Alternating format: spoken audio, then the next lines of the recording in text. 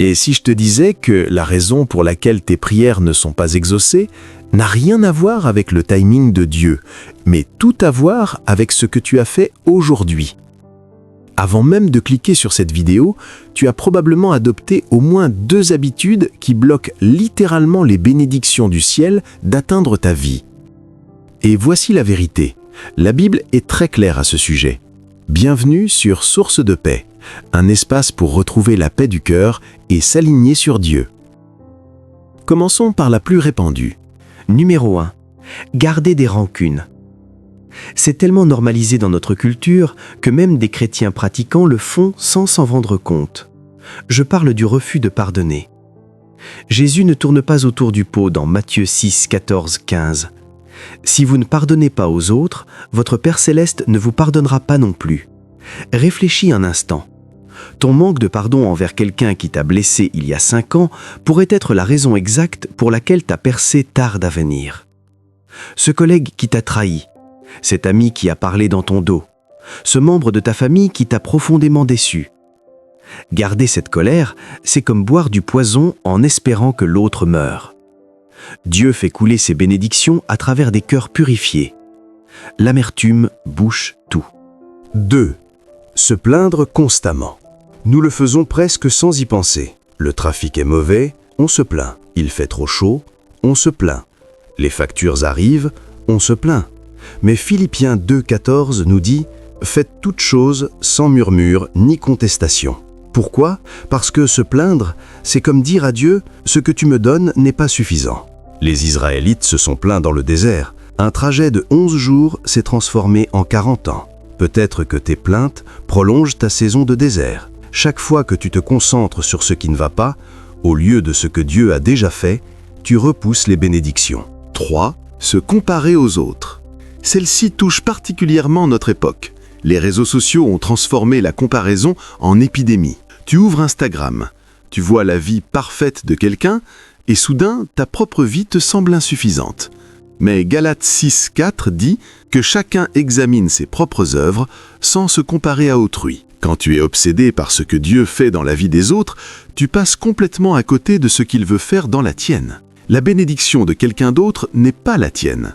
Dieu a un plan sur mesure pour toi, mais tu ne le verras jamais si tu regardes constamment le chemin des autres. La jalousie et l'envie ne bloquent pas seulement les bénédictions, elles invitent le chaos. Peut-être que tes plaintes prolongent ta saison de désert. Chaque fois que tu te concentres sur ce qui ne va pas, au lieu de ce que Dieu a déjà fait, tu repousses les bénédictions.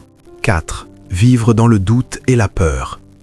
Celle-ci est subtile, car elle se déguise souvent en réalisme, mais Hébreux 11, 6 est clair. Sans la foi, il est impossible de plaire à Dieu.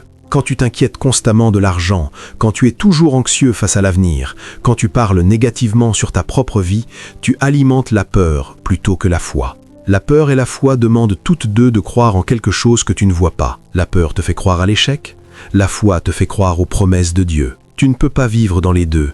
Dieu ne bénit pas le doute, il bénit la foi. 5.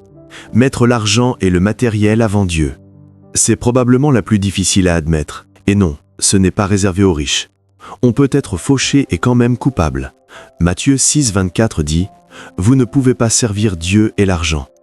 Chaque fois que tu dis « Dieu comprend, je dois saisir cette opportunité, même si je compromets mes valeurs. Je saute ce temps biblique pour faire des heures sup. Je suis trop stressé par l'argent pour me concentrer sur le spirituel. » Tu fais un choix. Et voici la vérité brute. Quand tu mets quelque chose avant Dieu, cette chose devient ton fournisseur. Et ce qui devient ton fournisseur devient aussi ta limite. Dieu est illimité. Ton travail ne l'est pas. Ton business ne l'est pas. Ton compte bancaire ne l'est pas. Ces 5 habitudes ne bloquent pas seulement les bénédictions.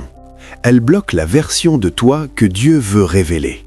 Chaque rancune, chaque plainte, chaque comparaison, chaque parole de doute, chaque fois que l'argent passe avant Dieu, tout cela construit un mur entre toi et la vie abondante que Jésus promet dans Jean 10, 10. Mais voici la bonne nouvelle. Tu peux détruire ce mur aujourd'hui, maintenant, tout de suite. Commence par une seule habitude.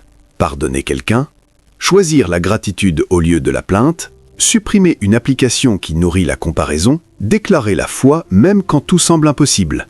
Mettre Dieu en premier, même quand ça ne paraît pas logique financièrement. Dieu n'attend pas que tu sois parfait. Il attend que tu sois disponible.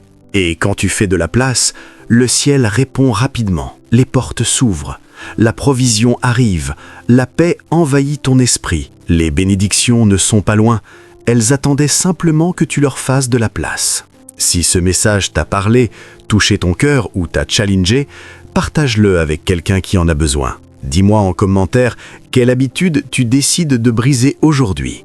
Abonne-toi à Source de Paix pour des messages bibliques profonds, sans artifice, qui nourrissent l'âme et fortifient la foi. Ton percé est plus proche que tu ne le penses. Ne construis plus de murs là où Dieu veut bâtir des ponts.